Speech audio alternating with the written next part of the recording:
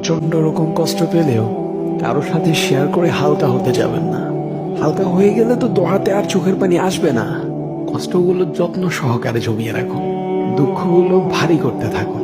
দুনিয়ার মানুষের সাথে দুঃখ ভাগাভাগি করে কি লাভ, যখন তারা সান্ত্বনা ছাড়া আর কিছুই দিতে পারবে না।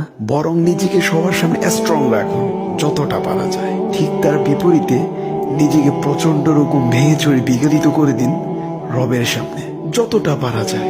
হাজারো মানুষের ভিড়ে মঞ্জিল হারিয়ে ফেললে যেমন অসহায়ত্ব ফিল হয়, তার চেয়েও বেশি অসহায় হয়ে রবের কাছে সাহায্য প্রার্থনা করুন। দোয়া কবুল হলেও আলহামদুলিল্লাহ, আর অপেক্ষা দীর্ঘতর হলেও শুকর আলহামদুলিল্লাহ। যদি এই অপেক্ষার প্রহর গুনতে গুনতে রবের সান্নিধ্যে চলে যাওয়া যায়, তাহলে কে চাইবে এই মধুর নিয়ামত হতে বঞ্চিত হতে? রবের ভালোবাসার চেয়ে বড় চাওয়া আর কি হতে পারে? ইয়া রব, অপেক্ষা যদি দীর্ঘ থেকে দীর্ঘতরই হয়, তাহলে সবরের প্রশান্তিতে অন্তর্সিক্ত করে দিন।